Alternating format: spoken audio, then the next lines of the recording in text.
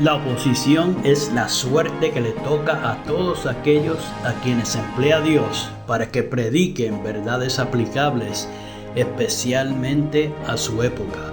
Había una verdad presente o de actualidad en los días de Lutero, una verdad que en aquel tiempo revestía especial importancia.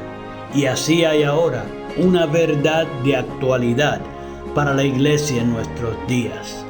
Porque el Señor es el Espíritu.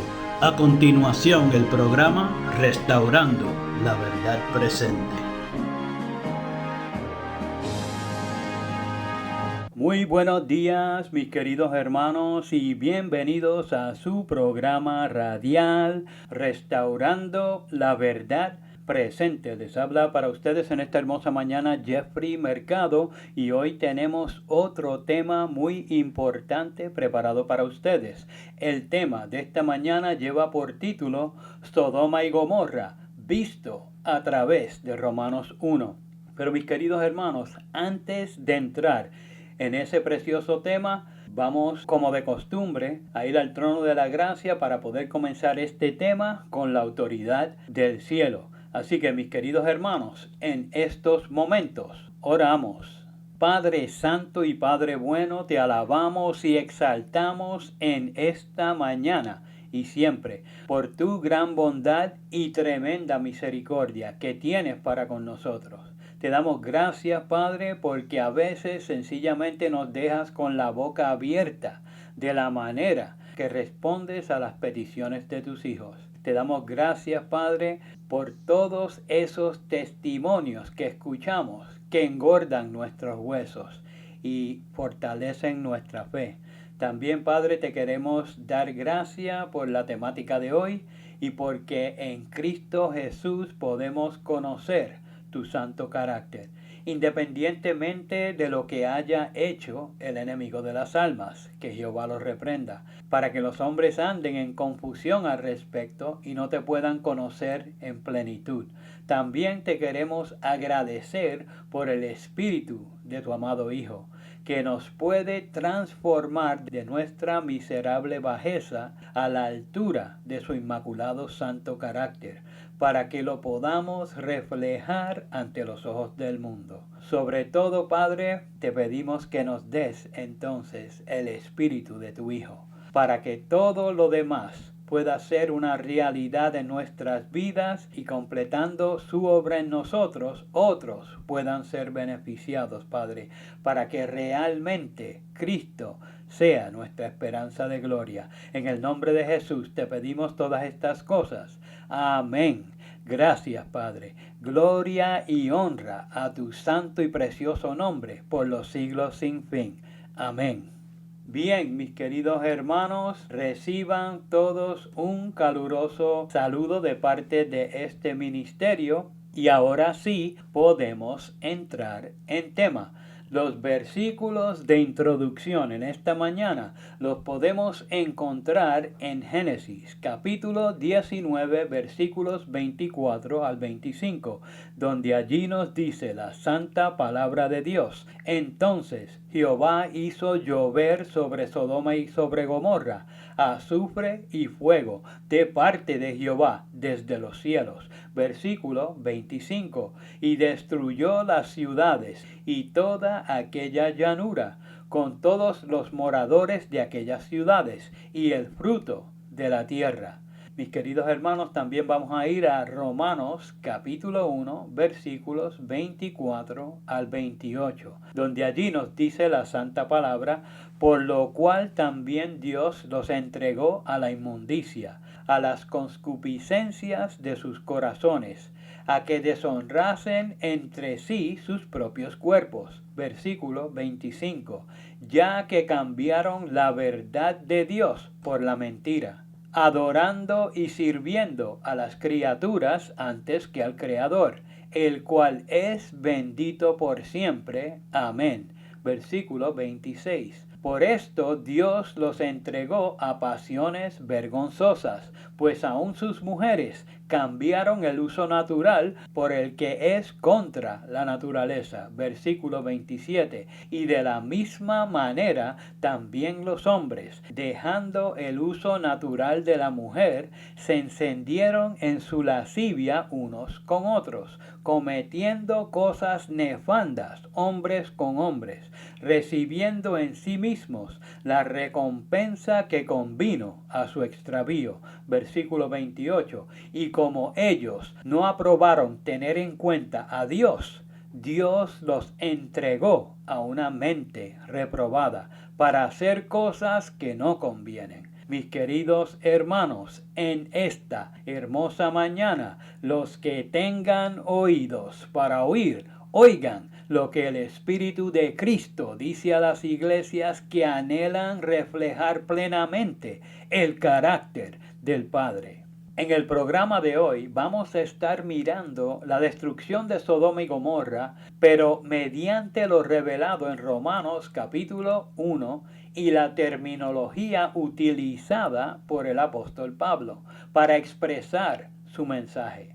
Pues la inmensa mayoría de la cristiandad ha aceptado en el relato de Sodoma y Gomorra una terrible desfiguración del carácter de nuestro Dios y no comprenden que está en juego la misma treta que es empleada para desfigurar su santo carácter cuando se presenta la falsa doctrina del tormento eterno. Desconocen que precisamente han sido estos fraudulentos postulados lo que han llevado a millones a las filas de la incredulidad, pues no ven un evangelio de amor, sino una amenaza de muerte. Al leer estos relatos de las Escrituras, como en Deuteronomio, capítulo 29, versículos 22 al 26, que nos dicen: y dirá la generación venidera, vuestros hijos que vendrán después de vosotros, y el extranjero que vendrá de lejanas tierras,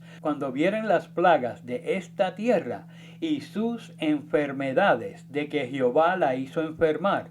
Versículo 23. Azufre y sal, calcinada está toda su tierra, no será sembrada, ni producirá, ni crecerá en ella hierba alguna, como en la destrucción de Sodoma y de Gomorra, de Adma y de Seboim, que Jehová destruyó en su furor y en su ira. Versículo 24. Dirán pues todas las naciones: ¿por qué hizo esto Jehová a esta tierra? ¿Qué significa el ardor de este gran furor? Versículo 25. Y responderán: por cuanto dejaron el pacto de Jehová, el Dios de sus padres, que él hizo con ellos cuando los sacó de la tierra de Egipto. Versículo 26. Y fueron y sirvieron a dioses ajenos, y se inclinaron a ellos, dioses que no conocían, y que ninguna cosa les habían dado. Como ven, mis queridos hermanos, aquí la Escritura le adjudica a Dios los resultados cosechados por los infieles. Por lo tanto, el lector asume que Dios nos hace realmente una oferta de vida, pero bajo la amenaza de la muerte, de manera arrogante y al mismo nivel del enemigo, que nos quiere destruir. Y ahí está su gran error, pues no echa de ver que ha rebajado a Dios adjudicándole un carácter defectuoso como el del gran engañador, que Jehová lo reprenda. No han profundizado en las Escrituras la importante revelación que nos hacen versículos como el registrado en Oseas capítulo 11 versículo 8, que nos advierten al decir: ¿cómo he de dejarte, oh Efraín? ¿He de entregarte yo, Israel? ¿Cómo podré yo hacerte como a Adma, o ponerte como a Seboim? Mi corazón se conmueve dentro de mí, se inflama toda mi compasión. Aunque aquí también muchos comprenden mal lo expresado por el profeta, como si hubiera alguna lucha en Dios entre su justicia y su misericordia, no comprenden bien la causa de su sufrimiento. piensan que sus atributos entran en conflicto uno contra otro, como si fueran opuestos uno al otro, al presenciar la terrible condición de su pueblo, cuando en realidad esto no tiene nada que ver. El dolor ocasionado al Padre por la condición lamentable de su pueblo es que Él les demostró el camino de la vida, y ellos lamentablemente han elegido el camino descendente a la muerte. Cuando examinamos la terminología empleada por el profeta, podemos empezar a ver lo que está realmente sucediendo. En las preguntas, ¿cómo he de dejarte, oh Efraín? ¿He de entregarte yo, Israel? Comenzamos a entender mejor lo que presenta en su próxima pregunta, que dice: ¿cómo podré yo hacerte como a Adma o ponerte como a Zeboim? No se está refiriendo a algo que él hiciera directamente, sino más bien a algo que tiene que permitir por la terrible decisión de su pueblo, pues han elegido a su propio destructor al alejarse del Dios viviente, quien es su única esperanza de vida. Y esto es lo que podemos visualizar cuando examinamos la terminología utilizada por Pablo en Romanos capítulo 1. De seres humanos con las mismas características de los habitantes de Sodoma y Gomorra, y como los que en estos postreros días componen la comunidad que se conoce por el sancocho de letras. Pues aunque en Romanos capítulo 1 versículos 32 se nos presente claramente que los que hacen tales cosas son dignos de muerte, el punto en cuestión es quién los extermina, quién lleva a cabo la matanza. Pues mientras seguimos adelante con nuestra investigación, quiero que mantengan en mente una verdad que nos es presentada en el comentario bíblico adventista. Sé que algunos me han criticado por compartir citas de esta fuente, pero debemos de entender y ser lo suficientemente maduros para comprender que en todo debemos retener lo bueno y rechazar lo malo. Y por lo tanto, aunque allí promuevan errores como el de la mentira de la Trinidad, tenemos que reconocer las cosas que dicen en su justa perspectiva. Y mis queridos hermanos, no hay pecado en eso.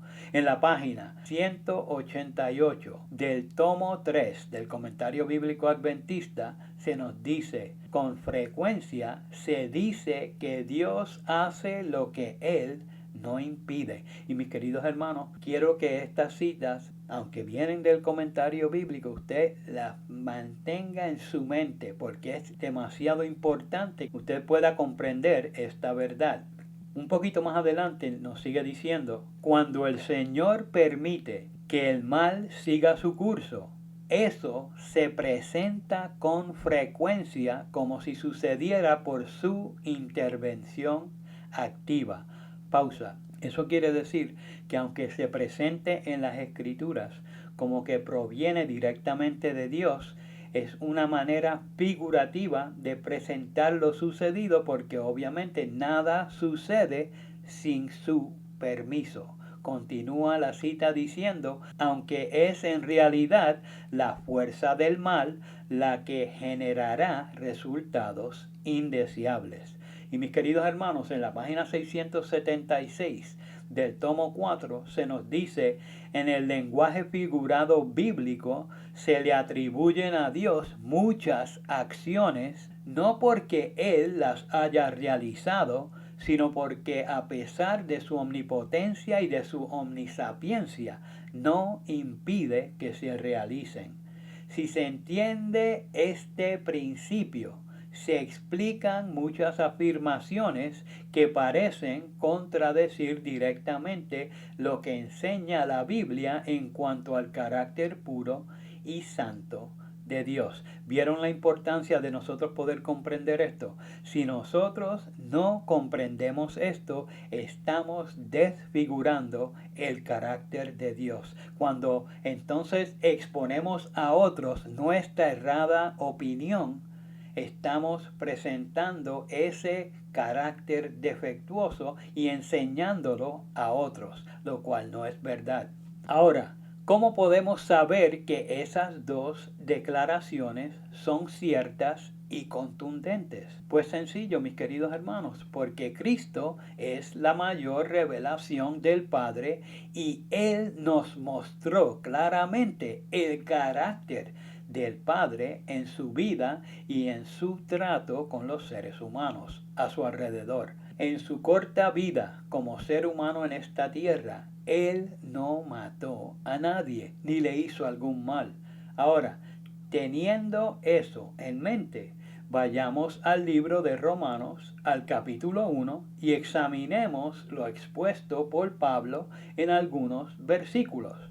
Como por ejemplo en Romanos capítulo 1 versículos 22 al 24, donde se nos dice, profesando ser sabios, se hicieron necios, versículo 23, y cambiaron la gloria del Dios incorruptible en semejanza de imagen de hombre corruptible, y de aves y de cuadrúpedos y de reptiles. Versículo 24. Por lo cual también Dios los entregó a la inmundicia, a las concupiscencias de sus corazones, a que deshonrasen entre sí sus propios cuerpos.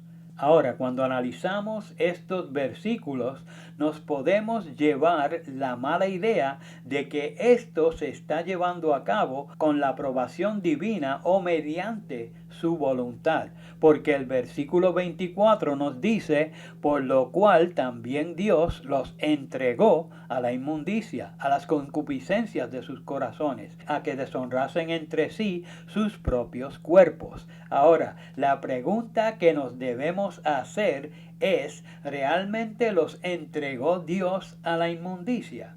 Pues el versículo categóricamente dice que sí, pero la verdad, mis queridos hermanos, es que no. Por lo tanto, aquí tenemos un ejemplo de ese lenguaje figurado bíblico donde se le adjudica directamente a Dios algo, no porque Él lo haya realizado, sino porque a pesar de su omnipotencia y de su omnisapiencia, no impidió que se realizara. Las malas decisiones de los hombres tomarán su curso, del que ya Dios nos había advertido. ¿Y cómo sabemos que no fue Dios el causante? Pues por lo expuesto en Santiago capítulo 1 versículos 13 al 15, que nos dicen claramente, cuando uno es tentado, no diga que es tentado de parte de Dios, porque Dios no puede ser tentado con el mal, ni Él tienta a nadie. Versículo 14. Sino que cada uno es tentado cuando de su propia concupiscencia es atraído y seducido. Versículo 15. Y la concupiscencia, cuando ha concebido, da a luz el pecado. Y el pecado, siendo consumado, engendra muerte. Mis queridos hermanos, más claro no canta el gallo. En la lección objetiva que Dios le dio al pueblo de Israel mediante el monte de las bendiciones y el monte de las maldiciones, Él no estaba mostrándoles lo que Él haría de acuerdo a su fidelidad o apostasía, sino quería grabarles en la mente el principio de causa y efecto que sus decisiones y actuaciones desencadenarían.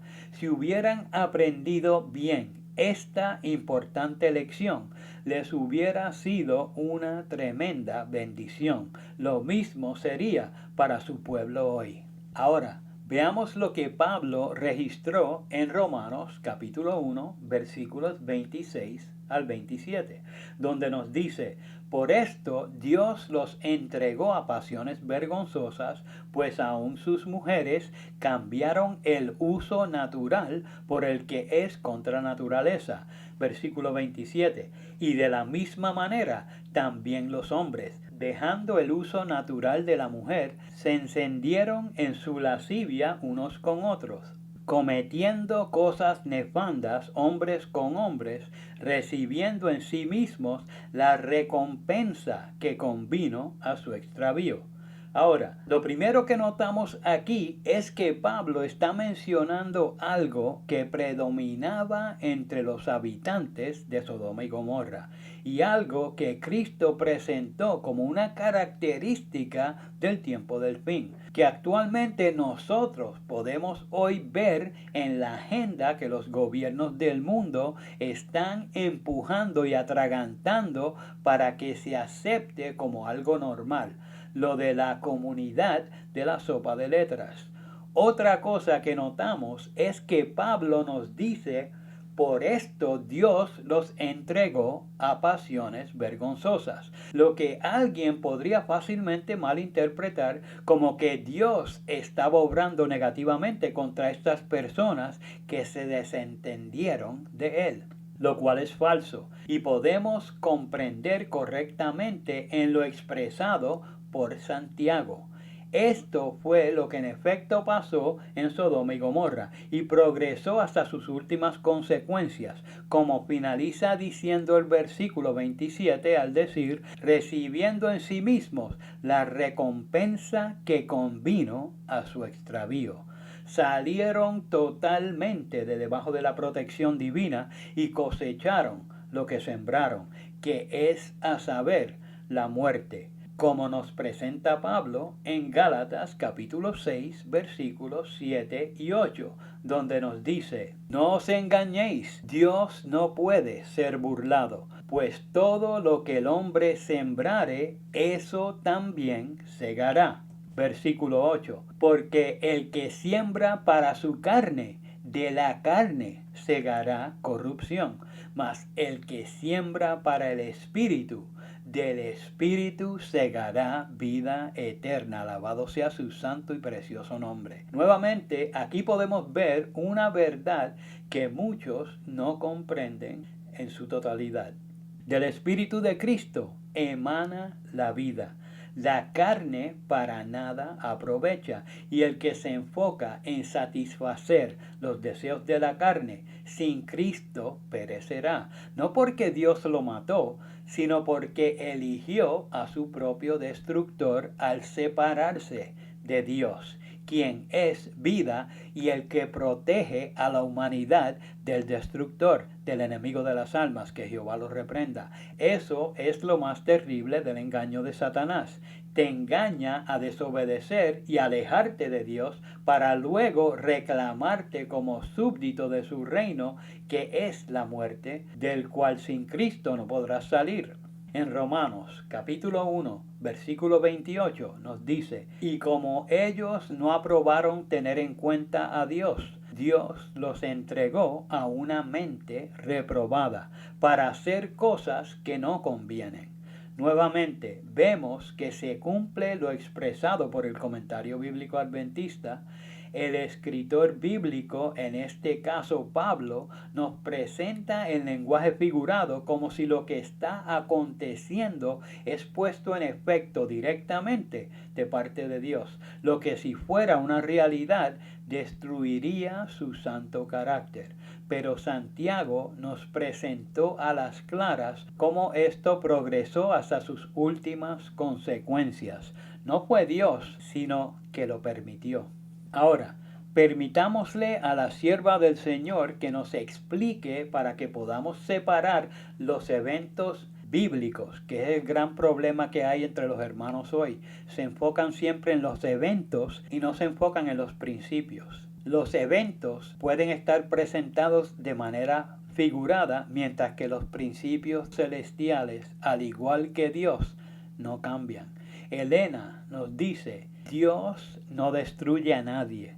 El pecador se destruye a sí mismo por medio de su propia impenitencia. Cuando una persona desatiende las invitaciones, reprensiones y amonestaciones del Espíritu de Dios. Pausa. Mis queridos hermanos, esta cita que le estoy leyendo se la voy a presentar en la compaginación del libro en español, pero la tuve que traducir del inglés porque en inglés, en todos estos párrafos, nos menciona específicamente Espíritu de Dios. En la traducción al español pusieron Espíritu Santo. Personas que tienen en mente que el Espíritu Santo es un tercer ser, se llevan una idea distorsionada. Por lo tanto, lo presenté como ella lo escribió. Continúa la cita diciendo, su conciencia se cauteriza y al ser amonestado una vez más, se le hará más difícil obedecer que antes, y sucesivamente ocurrirá lo mismo.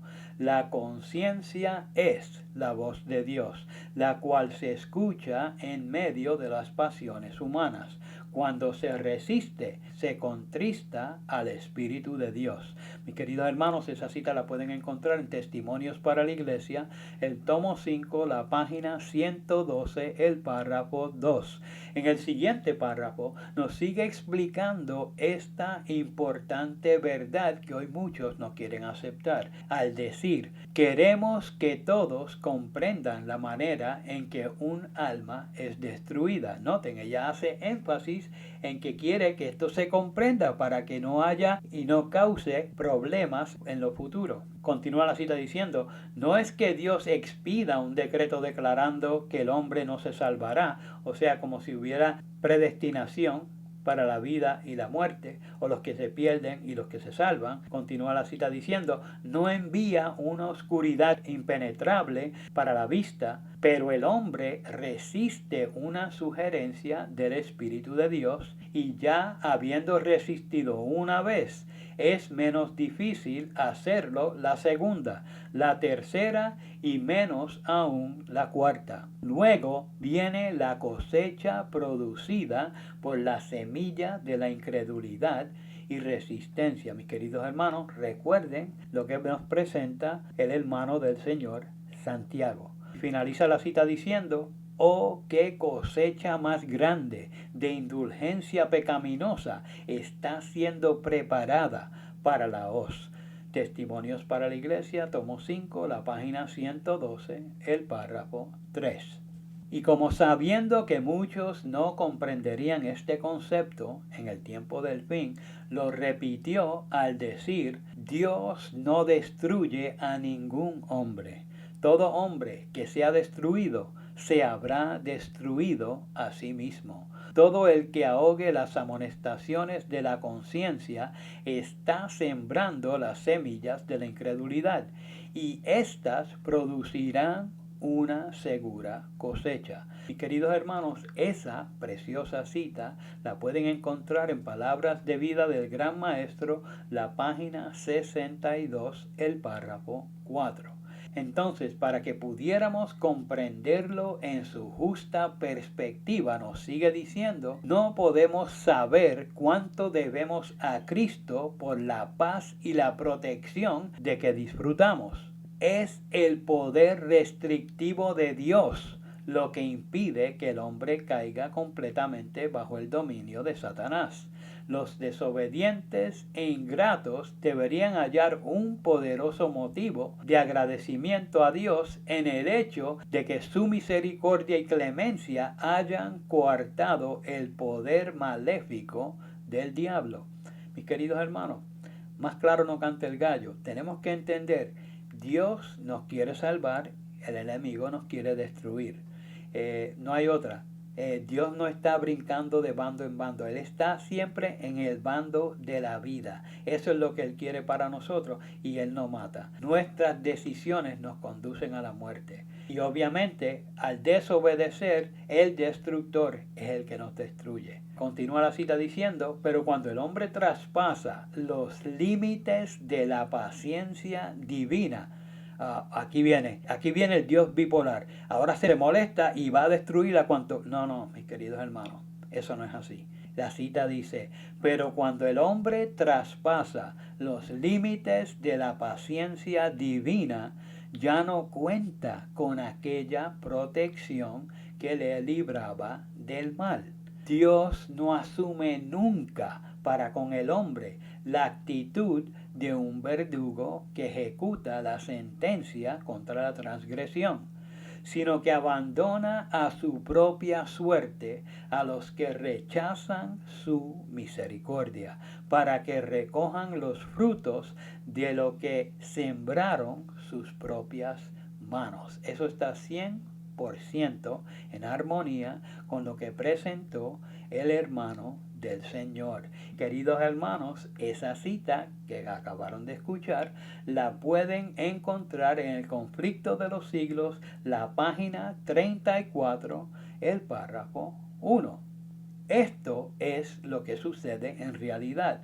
No es Dios, sino el destructor, que Jehová lo reprenda. Y mis queridos hermanos, para que lo podamos comprender aún mejor, nos sigue diciendo en el próximo párrafo, la profecía del Salvador referente al juicio que iba a caer sobre Jerusalén va a tener otro cumplimiento. Pausa.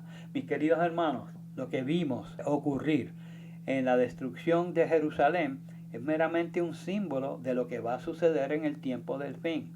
Por lo tanto, cuando los hombres traspasen los límites y se acabe el tiempo de gracia, el enemigo es el que va a causar toda la destrucción, no es Dios. Continúa la cita diciendo, y la terrible desolación del primero no fue más que un pálido reflejo de lo que será el segundo. En lo que acaeció a la ciudad escogida, podemos ver anunciada la condenación de un mundo que rechazó la misericordia de Dios y pisoteó su ley. Y un poco más adelante nos sigue diciendo, la historia de lo pasado, la interminable serie de alborotos, conflictos y contiendas, toda la armadura del guerrero en el tumulto de batalla y los vestidos revolcados en sangre. Isaías capítulo 9, versículo 5.